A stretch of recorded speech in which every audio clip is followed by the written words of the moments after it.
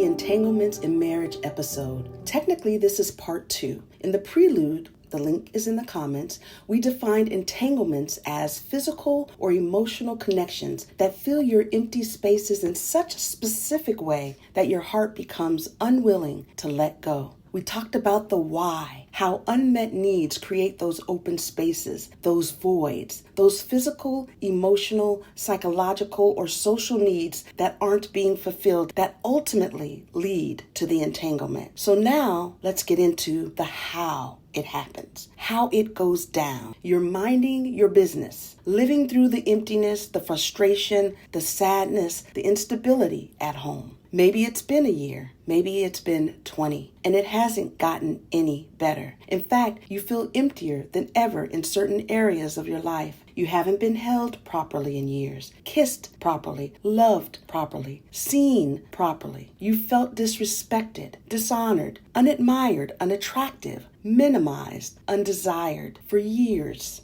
And then one day you go to work or the grocery store or the park with your kids and someone crosses your path. They don't just smile and keep it moving. They look you in your eyes. They crack a joke that makes you feel young, vibrant. They touch your arm, pat your chest, lean in just a little too close, and suddenly they don't just catch your attention, they awaken something in you. Maybe your spouse is passive and this person is confident and decisive. Maybe your spouse is simple and natural and this person is vibrant, expressive, and alluring. Maybe it's their voice, soft and inviting, while your spouse speaks to you like a drill sergeant. Or maybe their voice is strong and commanding, confident, and you feel instantly you don't have to teach them anything. It's in their presence, their scent, the way they seem just as amused by you as you are by them. Like you're looking into the same mirror and suddenly your body reacts, your mind reacts, your spirit reacts, and you didn't even know that part of you was asleep. And in that moment, you make one decision that changes everything. You give up them digits and you know you're wrong for it.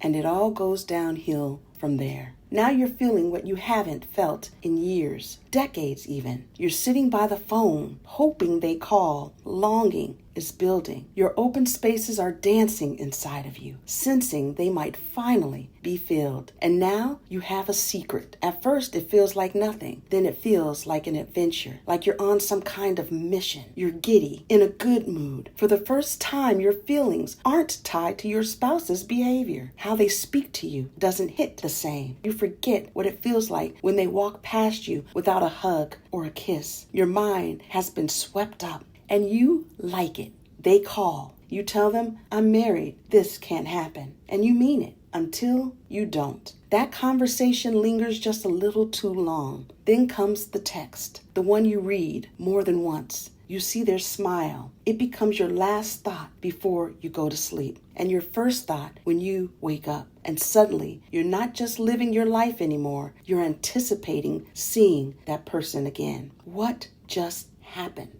I know you think it's them, that you just fell for them instantly, and you didn't mean for it to happen. And you're telling the truth, kind of. What really happened is this. You sat in your open spaces too long. You expected your spouse to fill them, and when they couldn't or wouldn't, you left them wide open. You didn't do the work. You didn't invest in yourself. You didn't restore yourself. You didn't create joy, passion, or life within yourself. You didn't live in your own purpose. You made your entire world about your spouse's behavior, their responses, their reactions, their time, their life. That smile from that stranger, it was a reflection of your open space. That scent, that feeling, those were things you could have cultivated within yourself, but you didn't. You waited. You depended. You left it up to someone else, your spouse, to fix. That person didn't create something new in you. They awakened something that had gone dormant, something you allowed to go dormant. Now limerence sets in. Fantasy, curiosity, desire. Limerence is an intense, involuntary, emotional attachment. Obsessive thoughts, emotional highs and lows. You think about them all day long. You replay conversations. You imagine interactions. You crave proximity. You crave their touch. And here's where it becomes even more dangerous. The more you try to suppress it, the more it grows, because now it's forbidden, and forbidden things have power. The Bible reminds us in James 1:14-15, desire pulls you away. Desire conceives, and then it grows. This didn't start with that other person. They are not your soulmate. They are not your twin. They are the reflection of your unmet needs. And now something worse happened. The devaluation of your spouse. Your mind shifts. You start comparing fantasy versus reality. Your spouse becomes ordinary, annoying, easy to dismiss. Their effort goes unnoticed. Their consistency feels suffocating because your mind is now fixated on the possibility of finally feeling fulfilled. And even if you think you're hiding it, your spouse feels it. The distance, the shift, the absence of you trying. At some point, you make that decision. Maybe slowly, maybe all at once, but you cross that line. And now you're in it. And it feels momentarily powerful, like a once-in-a-lifetime connection. A Romeo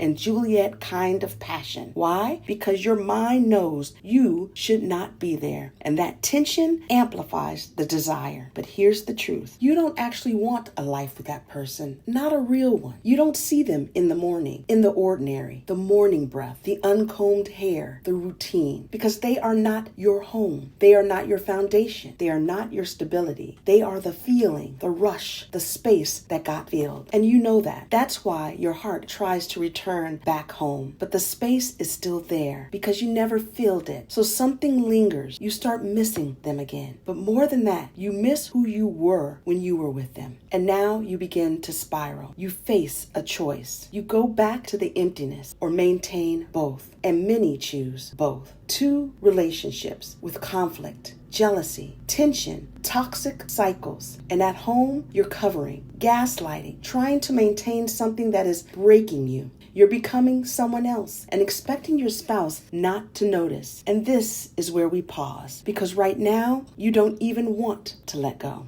But the road ahead is clear. You will either let go, be let go, or lose your marriage. Those are the outcomes. So let's talk again tomorrow. We'll break down how to regain control, how to close those open spaces within you, and how to move from the entanglement back into alignment. And we'll also talk to the spouse on the other side of this, because the truth is it might get worse before it gets better. But there is something better on the other side.